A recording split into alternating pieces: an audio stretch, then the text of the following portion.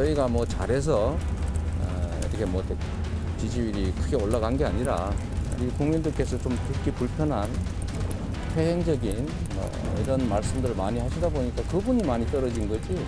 우리는 오만은 곧 독약이라는 것을 잘 알게 되었습니다. 부족한 점을 고쳐 정권 교체를 바라는 국민의 열망에 누가 되지 않도록 하겠습니다. 양당 대선 후보들에 대한 의구심이 커져가고 있습니다. 저는 반드시 깨끗한 대통령 그리고 유능한 대통령이 되어서 이 나라를 바로잡겠습니다.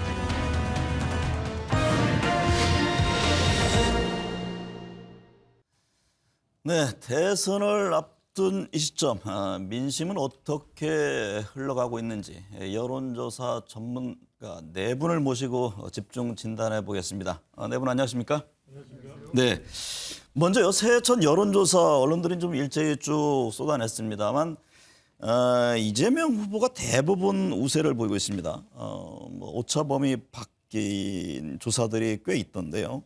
새해첫 여론조사 결과를 우선 어떻게 봐야 하는지, 이게 골든 크로스가 이루어진 것인지 배종찬 대표님 네. 분석 먼저 해주실까요? 골든 크로스가 이루어진 상태죠. 네. 지난해 12월 중순까지만 하더라도 윤석열 후보가 오차 범위 내 대체로 앞서는 조사가 많았거든요. 네. 근데 연말을 지나면서는 이재명 후보가 이제는 오차 범위 내뿐만 아니라 오차 범위 밖으로 앞서는 골든 크로스가 이루어졌고요. 네. 연말에 이루어진 결과들이 1일 그리고 오늘 또 이렇게 발표가 되고 있는데 가장 큰 윤석열 후보의 지지율 하락은 역시 사람과의 갈등입니다. 네. 사람 리스크가 되는데 배우자 김건희 씨 리스크가 있었죠. 또 방금 전에 출연했던 이준석 대표의 투스톤즈 갈등이 있었죠. 네. 또 마지막으로는 박근혜 전 대통령 사면이 윤석열 후보 지지율 하락의 중요한 원인이 되는 것으로 보입니다. 네.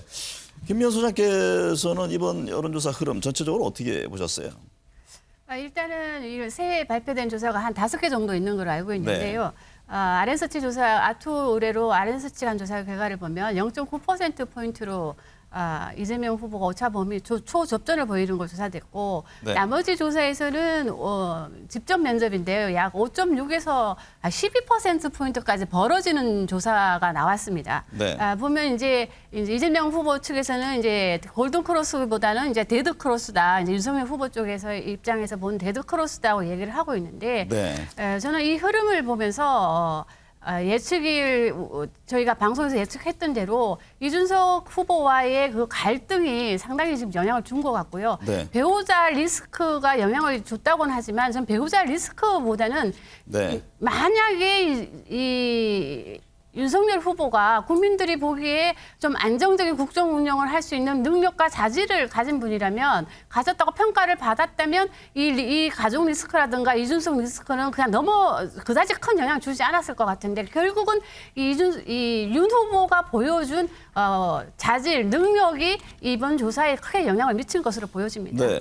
배철 의원님, 이제 두 후보의 격차도 격차지만 안철수 국민의당 후보 지지율 상승세가 눈에 띄잖아요.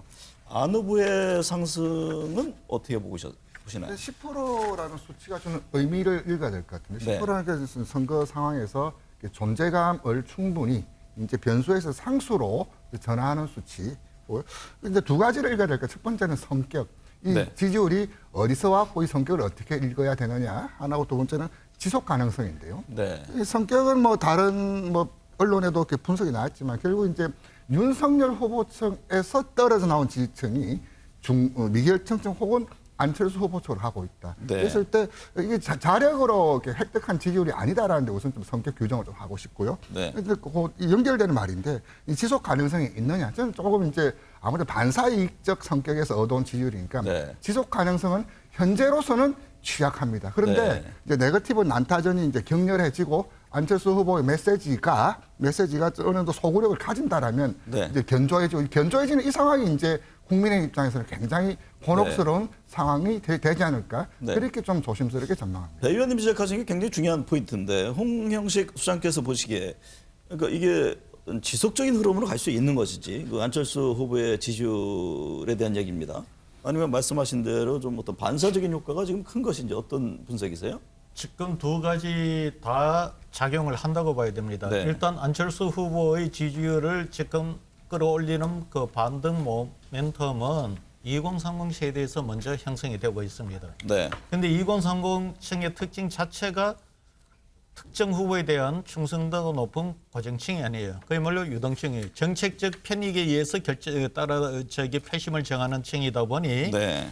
현재 2030을 통해서 이루어진 이 모멘텀이 충성층으로서 지속 가능성을 보장해 준다는 것은 상담하기 어렵습니다. 네. 단 2030 세대가 지금 기존의 후보들에 대한 실망도가 크기 때문에 네. 만약에 기존의 후보에 대한 실망도가 그대로 유지가 된다면 안철수의 후보의 지지율을 어느 정도 받아줄 가능성이 큽니다. 네. 지역별 세대별 지지율도 좀 볼까요? 네. 배 대표님, 윤석열 네. 후보의 지지율 하락 배경에는 20대, 30대에서 이탈한 게 굉장히 크잖아요. 지금 그렇죠. 최근 여론조사를 보면 60대 이상에서만 안정적인 네. 지지율 흐름인데 어떻게 봐야 합니까? 이번 선거에서 가장 중요한 세대라 그러면 MZ세대죠. 2030 세대. 치열하게 12월 중순까지는 대결하는 경쟁하는 모습이었는데 네. 12월 말 기준으로 이재명 후보가 2030 세대, MZ세대에서 앞서가는 결과로 나오고 있고요. 네. 그러다 보니까 기존의 40대에서는 이재명, 60대 이상은 윤석열 후보였는데 윤석열 후보가 더 이상 2030 세대의 경쟁력을 제대로 갖추지 못하는 그런 모습. 그것도 역시 사람 리스크에 대한 결과라고 봐야 되겠죠. 네. 배우자 리스크, 그리고 이준석 대표의 투스톤즈 갈등. 이 부분도 2030 세대가 윤석열 후보 지지였다가 네. 이탈하는 주요 원인이었고 특히 중요한 건 50대입니다. 네. 50대는 그동안 팽팽하게 두 후보가 이재명 대 윤석열, 윤석열 대 이재명이 대결하는 것이었고 MZ세대도 중요하지만 50대가 참 중요하다는 이야기를 많이 했거든요. 근데 50대가 이재명 후보가 더 경쟁력을 가져가는 결과로 나오면서 윤석열 후보가 더 어려워지는. 네. 그러니까 윤석열 후보가 앞으로 새해 들어서 올해 이제 새해 들어서 어떻게 하면 2030을 더 확보를 할 수 있을지 네. 또 50대 경쟁력을 갖출지가 무엇보다도 더 중요해지는 것이죠. 관건은 또 중도층 아니겠습니까? 그렇죠. 김 소장님 보시기에 중도층에서 이제 두 후보가 모두 하락을 했는데 윤 후보의 하락폭이 더 컸습니다. 네. 왜 그랬습니까?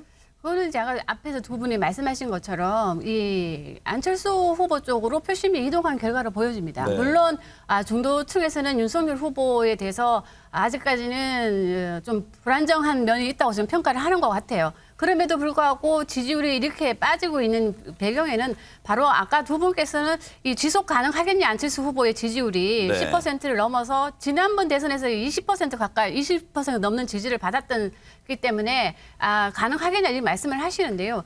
일부 조사에서 보면 20, 30대에서 지금 안철수 후보 지지율이 지금 10%가 넘는 걸로 나오고 있습니다. 네. 그런 거를 감안해 봤을 때 저는 10% 정도는 무난히 넘을 걸로 보여지고요. 네. 지금 계속 지지율은 좀 상승할 것으로 보여지는데 지금 이제 관건은 윤석열 후보가 본인의 지지율 하락세를 이 시점에서 끊어낼 수 있겠냐는 겁니다. 이 네. 시점에서 끊어낸다면은 재반등할 수는 있겠지만 이 시점에서 끊어내지 못한다면 저는 상당히 좀 힘들어지는 선거를 치르지 않을까 생각됩니다. 네, 배철 의원님.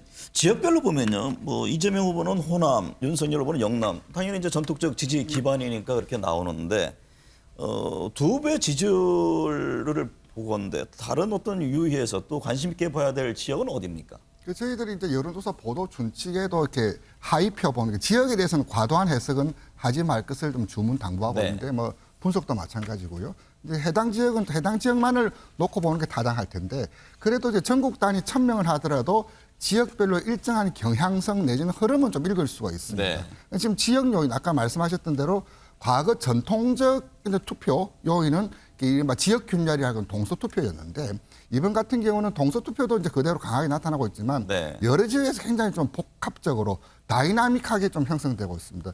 먼저 충청을 볼 필요가 있죠. 충청은 이른바 네. 윤석열 후보가 뭐 고향이라고 주장 자처하는 곳인데 과거에 이제 지역의 중심에서 행정의 중심으로 이제 항상 충청의 표심이 전국 구도를 완성하고 있는데 그렇다면 충청에서까지 완성된 구도가 북상하면서 수도권에 영향을 미치는 것이 지금까지 선거 전형적인 패턴이었는데 충청에서도 이제 윤석열 후보가 강세를 좀 초반에 보였지만 최근 들어서는 일방적으로 좀 우세에서 결국 경합 국면으로 좀 지형이 좀 네.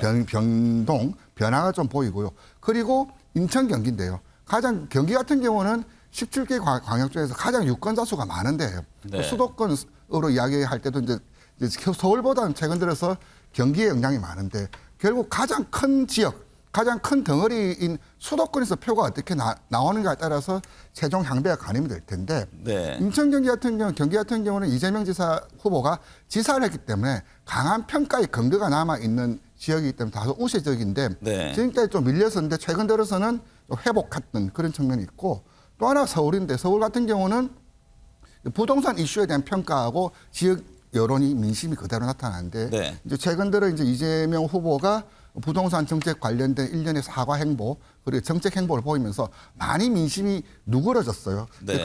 최근 들어서 이제 이재명 후보가 이제 골든 크로스니 앞장선 요인들 보면 결국 가장 큰 덩어리인 수도권에서 그 우세를 보인 점이 결국 전체 뭐 승리 내지는 뭐 우세를 보인 그 요인하고 같이 맥을 같이 하는 건데 결국 그 충청에서의 어떤 흐름 그리고 수도권에서의 부동산 이슈 이 두 가지가 지역적 관점에서 후보 여론조사를 읽는 의미 있는 포인트가 아니냐 네. 그렇게 좀 말씀드릴 수 있습니다. 지역별 좀 이어가 보면요, 홍 소장님. 지금 서울이 굉장히 중요하잖아요. 한국일보 조사를 보니까 오세훈 시장이 승리를 안겼던 서울의 표심이 이재명 후보 쪽으로 쏠리는 것으로 나왔는데 지난 보궐선거 때는 무려 15.7% 오세훈 시장이 앞서지 않았습니까? 예, 서울 표심을 읽을 때 과거의 틀로 읽으면 안 돼요. 네. 과거에 우리가 서울 표심을 읽을 때 많이 썼던 용어가 뭐냐면은 여촌야도. 보수 정권이 잡았을 때 보수 여당은 농촌 지역, 야당은 도시 서울이 높다고 했는데 그러나 서울이 이제 농촌에서 서울로 많은 인구가 이전되던 시절에는 그 도시에 맞았지만 네. 그분들이 서울에서 수십 년 살고 나서 이분들이 중산층화가 됩니다. 중산층화가 되면서 이분들이 표심이 이제는 이전하고 좀 달라집니다. 그것이 네. 전번 서울 선거, 부산 재보궐선거 때 이제 드러나기 시작했는데 그러다 보니까 근자에 보면은 윤 후보와 이 후보 두 사람이 보면은 윤 후보가 보면은 서울 쪽에 좀 더 유리한 방향으로 갔고 네. 경기 인천은 이 후보가 좀 더 유리하게 갔었어요. 그래서 이 서울표는 중산층으로서 윤 후보가 반드시 잡아야 될 표였고 그것이 가능했던 것이 과거와 같은 진보적인 성향보다는 안정적인 중산층의 표심을 드러내기 시작했습니다. 그런데 네. 근자에 이것이 다시 윤석열 후보에서 지지율이 빠지면서 네. 중산층은 중도층의 표심을 갖는데 중도층의 이 균형을 네. 윤석열에서 이재명으로 넘어가게 만드는 그런 모습을 네. 보이고 있습니다. 배 대표님. 네. 최근 상승세인 안철수 후보 지지층을 보니까 굉장히 중요해 보이는데요. 네. 지금의 흐름, 전체적인 지지층은 어디 쪽에서 오는 겁니까? 전통적으로 2010년, 11년 안철수 후보가 정치인으로 등장했을 때부터도 이 학중입니다. 네. 20대 학생 중도층, 네. 젊은 세대들 그리고 중도층 지지를 계속 끌어올리고 견인해 왔던 것이 안철수 후보거든요. 그런 만큼 이번 대선 후보 조사에서도 보면은 20대 또 학생 네. 또 무당층 중도층에서 두각을 나타내고 있는 것을 볼 수가 있고 서울에서도 자기 지역구도 있었었고 또 서울시장 네. 후보로 나서기도 했었죠. 그러다 보니까 서울 지역에서 안철수 후보의 지지율이 조금 더 올라가고 있고 특히 중요한 것은 안철수 후보를 지지하는 이유가 뭐냐. 도덕성을 물어봤더니 안철수 후보의 가족 리스크를 물어봤더니 후보들과 비교되는 것이죠. 네. 다른 유력 후보들과. 그리고 능력을 보더라도 뭐 코로나19와 관련된 전문성도 있고 네. 또 과학기술에 대해서는 본인의 경험과 경력도 있고 이러다 보니까 안철수 후보가 대체로 중도와 이념적으로는 중도 보수에서 지지층이 나오는 것이거든요. 네. 그런데 대체적으로 그렇다면 윤석열 후보의 지지층을 가져가고 있는 것이 안철수 후보입니다. 이제는 네. 10%대 두 자릿수 지지율이 나왔기 때문에 그만큼 윤석열 후보에게는 더 위협이 될 수밖에 없습니다. 네. 남아있는 60여일 시간 동안에 윤석열 후보는 안철수 후보와 단일화, 연대, 합당이 가능할지가 최대 관건, 네. 최대 변수가 되고 있는 것이죠. 네. 김명수 소장님, 네. 이재명 후보가 신년 그 첫 행선지로요. 부산 경남 PK를 찾았습니다. 뭐 후보들의 동선 속에 여러 가지 함축적인 의미가 있는데 통도사도 들렸고 어떤 배경으로 이해를 하십니까? 통도사를 방문한 거는 이제 불교계와 지금 조금 이제 민주당이 안 좋은 관계가 있으니까 네. 그걸 좀 해소하고자 하는 의도가 지금 보인 거고요. 그것도 새해 첫날에 방문했다는 네. 거는 상당히 좀 의미가 있어 보입니다. 그리고 지금 PK 지금 방문을 했는데 여러분도 잘 알다시피 PK는 전통적인 보수 지지층입니다. 그럼에도 불구하고 그래서 PK에서 지금 나오는 여론조사 결과를 보면 상당히 혼전 상태입니다. 이제 윤석열 후보가 이 PK에서는 이제 가반이 넘는 지지를 받아야만 되는데 여론조사 결과를 보면 가반에 못 미치는 지금 조사가 많고요. 이재명 후보가 상당히 좀 약진하는 조사도 지금 나오고 있기 때문에 네. 여러분 알다시피 PK에서의 한 표는 한 표가 아니고 2표의 의미를 가지고 있기 때문에 이 PK에서 만일에 이재명 후보가 이 40에 가까운 안정적인 지지를 받는다면 네. 이번 대선에서도 상당히 위협적이 되기 때문에 아마 이재명 후보가 신년 첫 행사지로 부산을 방문한 것 같고요. 네. 거기에 더불어서 지금 TK도 이야기를 안 할 수가 없는데요. TK에서 이 진보 진영의 후보들에게는 이 30%라는 거는 마의 지지율 30%입니다. 도무지 얻을 수 없는 숫자에 가까운 건데 최근 일부 조사에서는 그렇게 나오네요. 30%가 넘는 조사가 지금 나오고 있다는 사실이기 때문에 네. 이 윤석열 후보의 지지율이 빠지는 거는 이 정통적인 보수층이 윤석열 후보로 초반에는 결집하는 모양새를 보여줬지만 지금 시간이 갈수록 이 전통적인 보수층이 지금 빠지고 있다는 겁니다. 그것이 네. 어디서 나타나냐? 여론조사 결과를 보면 PK, TK에서는 뚜렷이 나타나고 있기 때문에 아마도 이재명 후보가 안동 출신이라는 걸 적극 강조하면서 이 TK와 PK를 적극적으로 새해에는 공략할 것으로 보여집니다. 배 의원님, 이재명 후보는 이제 신년 맞아서도 민생, 경제 회복을 강조를 합니다. 저 유튜브 보니까 김용옥 전 한신대 교수하고 농업 정책에 대해서 상당히 디테일한 그 토론을 하던데요. 이건 어떻게 봐야 합니까? 지지율 상승 등이 감안된 행보로 봐야 합니까? 그렇죠. 결국 이제 지난번 메타버스도 나름 굉장히 좀 흥행했다고 네. 자평하는데 지역별, 이제 세대별 맞춤형 정책과 공약 발표를 했었는데 결국 이제 또 자신감일 수도 있고 이제 진영 내 결속력은 다졌다. 그렇다면 중도나 무당층, 중원으로 진출하려면 정책이라는 엔진을 장착하고 가야 되고 네. 지금 이제 또 대비되는 것이 윤석열 후보가 국민의힘이 내부 내홍으로 갈등을 겪고 있는 차에 그만큼 차별화하는 자연스러운 차별화, 아주 선거의 정석을 제대로 흐름을 쫓아가고 있는 행보다 네. 그렇게 좀 평가할 수 있습니다. 홍 소장님, 반면에 윤석열 후보는 이제 친년 다짐으로 오만했다, 본인부터 바꾸겠다 이렇게 했습니다. 이게 어떤 점을 염두에 둔 건가요? 지난주에는 뭐 조금 이제 거친 발언들을 이어가지 않았습니까? 예, 일단 정치인들은 보면은 본인들의 성공 방식을 탈피하기가 참 어렵습니다. 네. 지금까지는 본인이 해왔던 방식을 해서 지지율이 그나마 우위를 점했는데 근저에 그 방식이 이제 무너지는 거죠. 네. 이걸 이렇게 설명드리면 될 거예요. 정치는 국민들한테 갑이 아닙니다. 을입니다. 그러나 윤석열 후보는 대선 주자로 올라가고 지지율의 초기 지지율을 끌어올리는 거는 대통령과의 대립각 구도에 되고 어떻게 보면은 갑과 같은 위치에 되고 그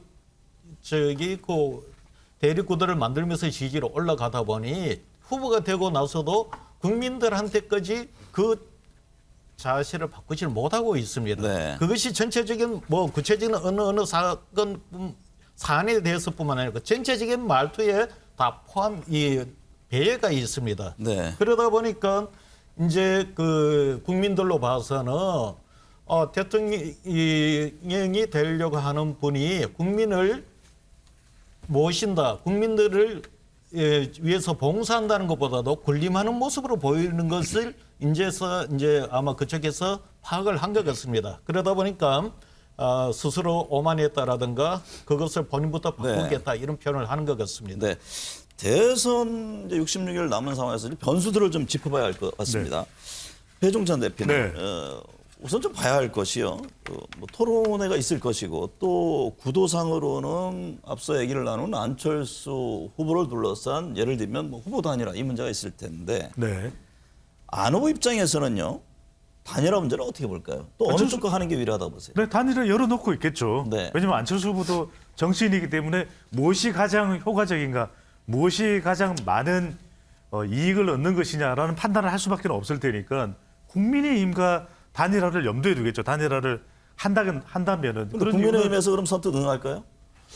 응하지 않죠. 그러니까 여기서 중요한 것은 뭐냐면 네. 송영길 더불어민주당 대표가 안철수 대표하고도 안철수 후보와도 협력할 수 있다라고 러브콜을 보냈지만 선을 또 안철수 후보가 분명히 그었거든요. 그건 뭐냐면 안철수 후보가 정권 교체 의지를 분명히 했고 또 성향적으로 보더라도 안철수 후보는 중도 보수 성향이거든요. 그러니까 네. 민주당 쪽과 결합되기는 어려운 것이죠. 그렇다면 중요한 것이 방금 전에 정과 앵커께서 말씀하셨던 대로 국민의힘이 지금 윤석열 후보가 하락세에서 얼마나 많은 것을 양보할 수 있느냐. 네. 어느 정도를 합당이나 단일화를 위해서 안철수 후보에게 양보할 수 있는지가 관건인 거죠. 그런데 네. 윤석열 후보 지지율이 25% 미만으로 내려가고 또 안철수 후보가 15% 이상 올라간다면 그러면 그때는 단일화 생각 안 할 수가 네. 없거든요. 네. 배 의원님 보시기에요. 안철수 후보 입장에서는 지금 이제 뭐 세상에 많은 사람들은 국민의힘 쪽과의 단일화를 염두에 두지만 꼭 그렇게 될 것이냐.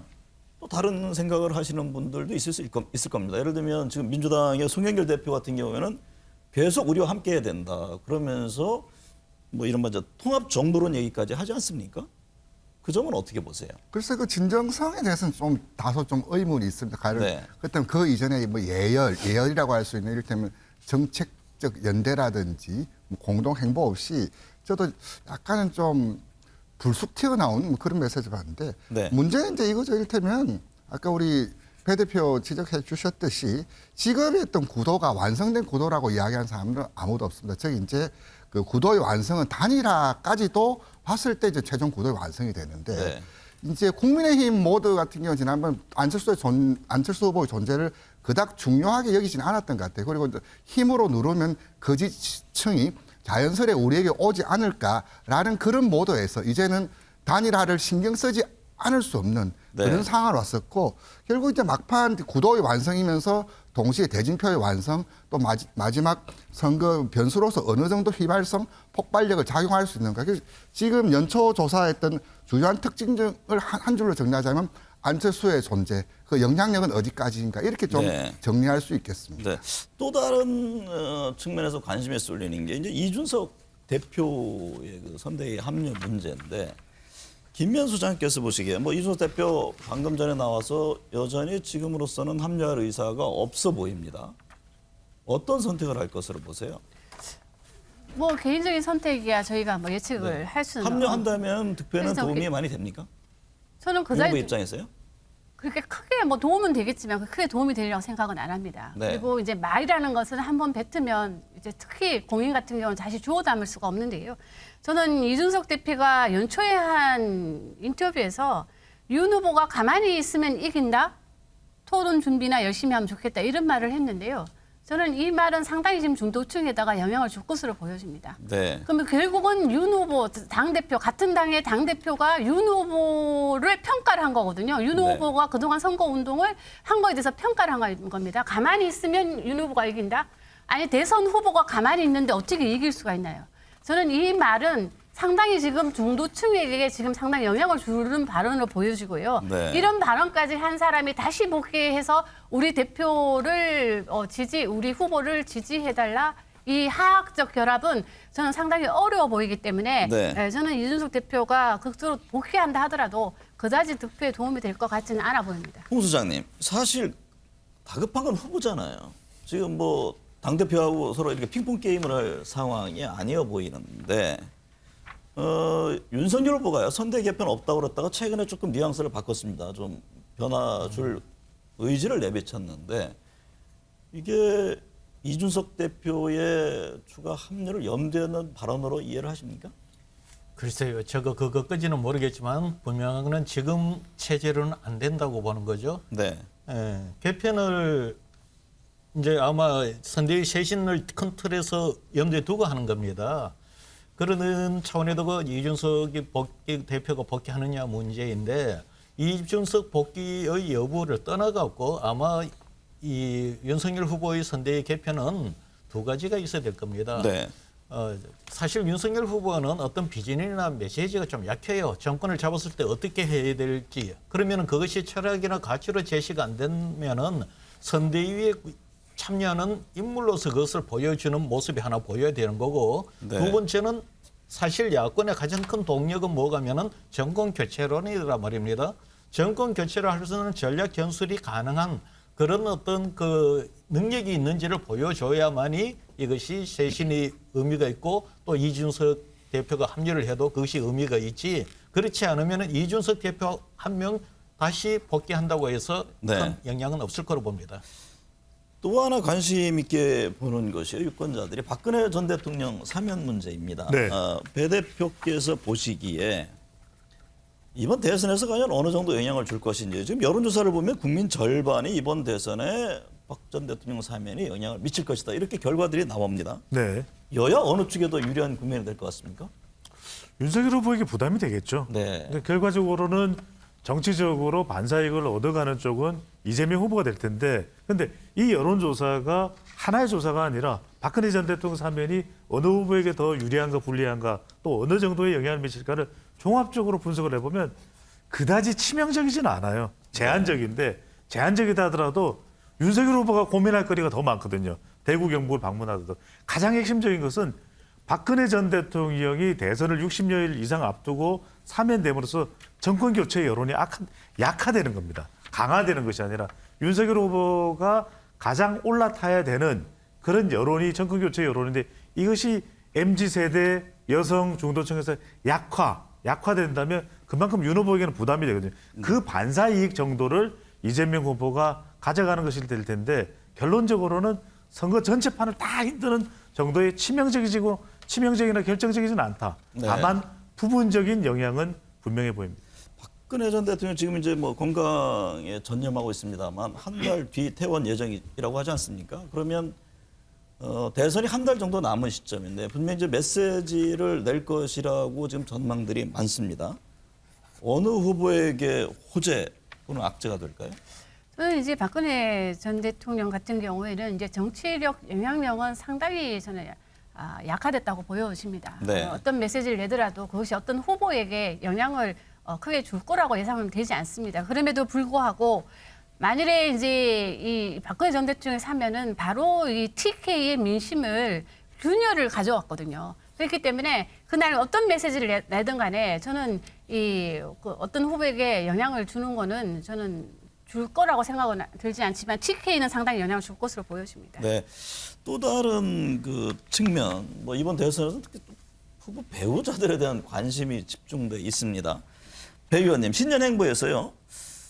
이재명 후보는 배우자 김혜경 씨와 함께 뭐 세배도 하고 또 해돋이 장소도 갔고 또 김 씨는 봉하마을을 찾아서 노무현 전 대통령 묘역도 참배를 했는데요.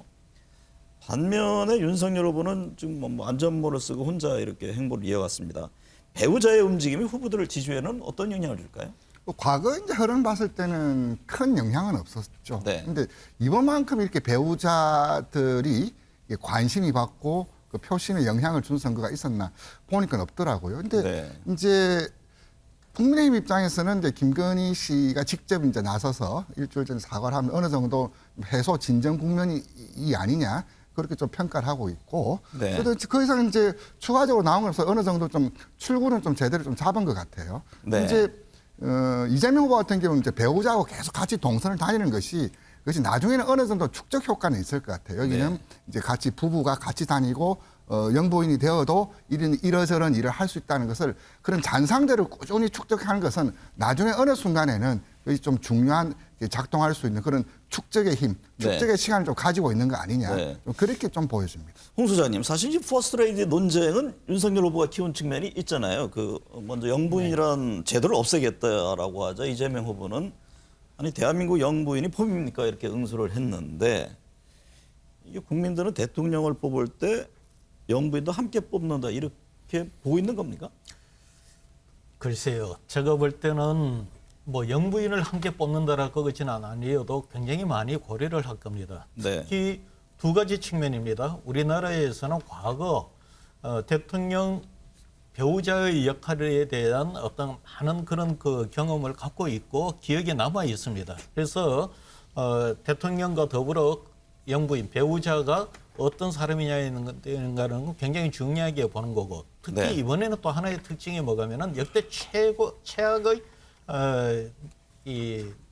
뭐라고 해야 되나요? 비호감 선거라고 하지 않습니까? 네. 사실 지금 두 후보 진영의 그 대통령 후보뿐만 아니고 배우자 쪽도 그런 면이 좀 있어요. 네. 그러다 보니까 이 역할이나 어쩌든 그 영문을 뽑느냐는 걸 떠나갖고 선거의 어떤 역할, 나중에 대통령이 되고 나서 어떤 그 영향을 미칠 것인가에 대한 우려, 그런 데 대한 판단이 많이 들어갑니다. 김 소장님, 네. 대선 60여일 남은 게 이게 짧은 건 아니잖아요. 이거 역대 대선을 돌이켜 보면은 어떻게 많은 변수들이 있었죠. 그렇죠. 이제 가장 큰 변수가 이제 단일화 변수죠. 남아있는 네. 단일화 변수. 네. 그다음에 이제 지금은 아까 말씀하신 대로 이 후보들 간의 도덕성 논란이 있기 때문에 어떤 또 도덕적인 의혹이 또 그러니까 누가 발생하냐에 따라서 선거 판세는 또 요동칠 수 있을 것으로 보여지고요. 19대 대선 때는 어떤 변수들이 있었어요? 19대 대선 때는 이제 안철수 후보와 이제 홍준표 후보 간의 뭐 단일화 논의가 있었죠. 근데 이제 네. 19대 대선 때는 이미 탄핵 국면에서 치러졌기 때문에 네. 저희들이 그 당시에는 좀 상당히 좀 진보 진영에서 좀 쉬운 선거였다고 보여집니다. 네. 제가 시간이 얼마 안 남아서 단답형 질문을 좀 드리겠습니다. 남은 66일간요. 우리 네 분의 여론 전문가들께서는 최대 변수 한 가지를 뽑는다면 어떤 게 있을 것인지 우리 배 대표님부터 말씀을 해주실까요? 저는 단일화인 것 같습니다. 단일화. 이제 단일화가 윤석열 후보와 안철수 후보가 단일화가 가능할지가 최대 변수가 될 겁니다. 네. 홍 소장님은? 저도 동일합니다. 단일화가 가장 큰 변수가 될 것 같습니다. 네. 김미연 소장. 저는 단일화가 중요하기는 하지만 변수는 아니라고 보여지고요. 저는 토론이라고 보여집니다. 네. 토론이 그럼 어떻게 진행되느냐에 따라서 그렇죠. 아까 이준석 때부터 그런 얘기하던데 상당히 영향을 줄 것이다. 저는 영향 줄 거로 보여죠. 이번 대선은. 네. 우리 배철 의원께서는 저도 뭐 단일화 토론 2개를 준비했었는데요. 단일화 토론 굳이 뭐 하나를 꼽자면은 우선적으로 단일화가 어떻게 이루어지느냐 그것이 네. 최대 변수로 좀 더 크게 네. 토론보다는 좀 더 크게 작동하지 않을까 싶습니다. 지금 그렇다면 이제 뭐 이재명 후보를 둘러싼 대장동 개발 의혹 또 윤석열 후보를 뭐 둘러싼 가족 수사 이런 것들은 큰 변수는 안 될 것으로 네 분은 보시는 건가요? 상대적으로 이제 그렇다는 거죠. 네. 그건 역시도 이제 지금같이 아주 그 예민한 상황에서 그 격차가 크지 않은 상황에서는 그것도 나중에 결정적으로 작용할 수 있는데 지금 상황에서 가장 큰 구도의 또 완성이라고 할 수 있는 가장 큰 영향력을 우선적으로 단일화다. 네. 그렇게 말씀드릴 수 있습니다. 세 분은 단일화, 한 분은 토론. 한번 지켜보도록 하겠습니다. 네, 한 해가 시작됐습니다. 떠오르는 해를 보면서 소망과 각오를 다지셨을 텐데요. 문득 이런 생각을 해봤습니다. 어떤 사안이 문제가 됐을 때 남을 탓하기보다는 자신을 되돌아보는 시간으로 삼는다면 가족과 직장, 국가 등 공동체에 좀 더 따스한 온기가 들지 않을까요? 그렇게 되면 비상식적인 갈등과 대립도 좀 줄어들지 않을까 싶고요. 코로나19를 극복하고 시청자 여러분들의 얼굴에 웃음이 가득한 날들이 이어지길 기원하겠습니다. 새해 복 많이 받으십시오.